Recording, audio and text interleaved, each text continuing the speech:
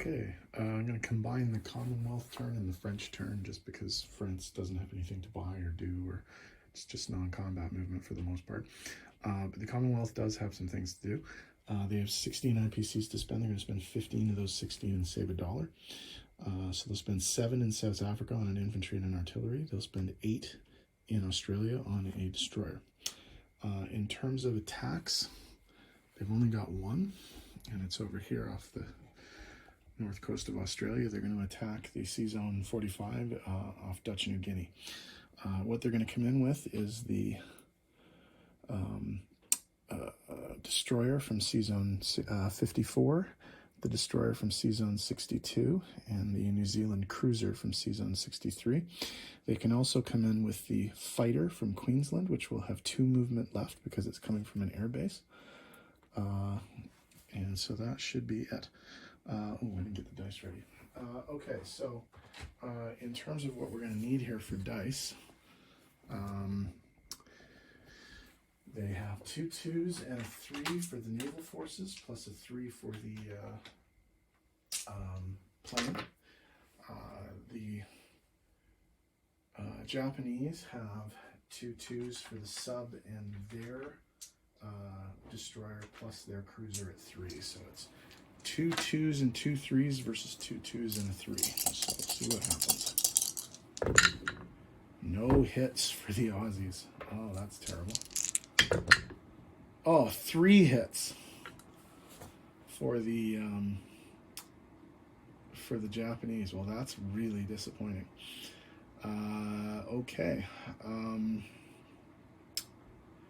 Well, I guess what we'll do is we will... That's disappointing.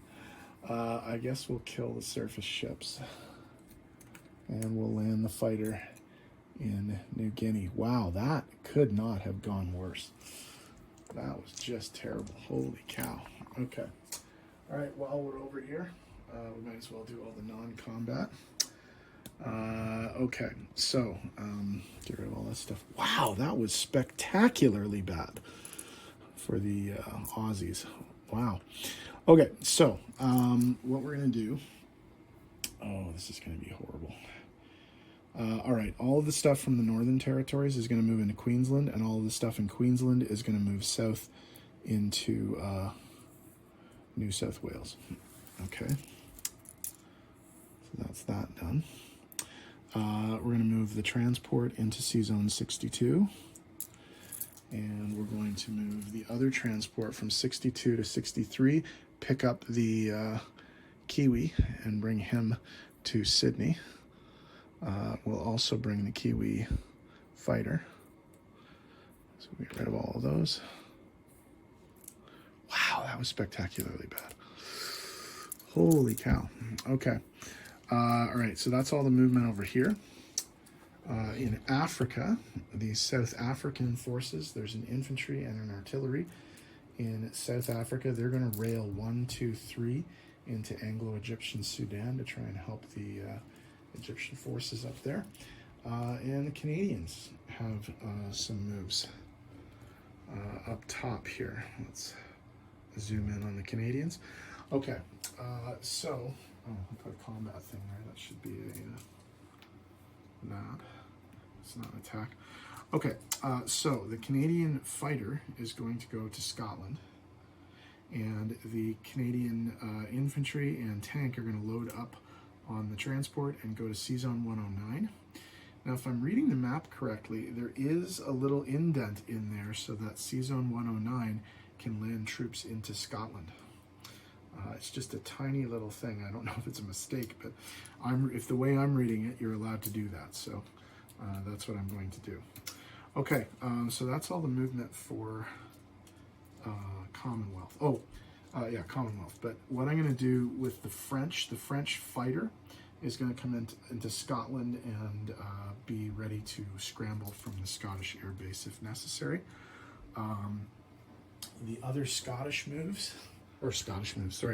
French moves are the cruiser in Sea Zone 83 is going to come to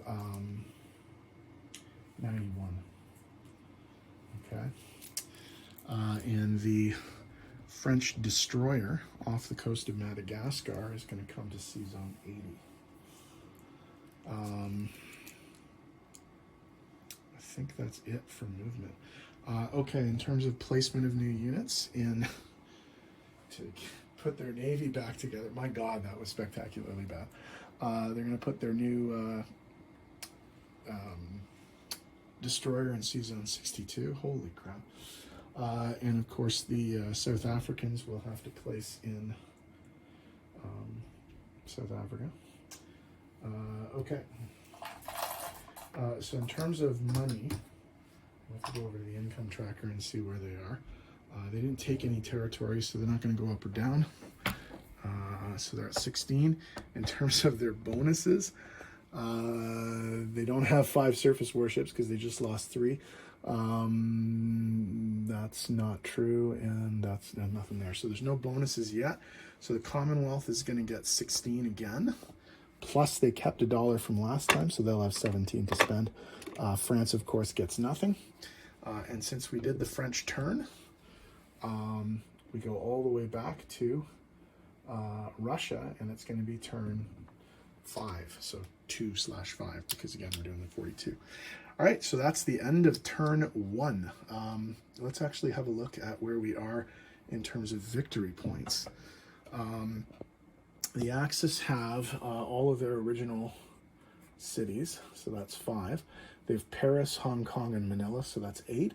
They do have World Oil 4, because they've got 1, 2, 3, 4, 5. They've actually got 6. And right now they have the Pacific Island points, so that's 5, 6, 7, 8, 9. They have 10 points right now. They need 12.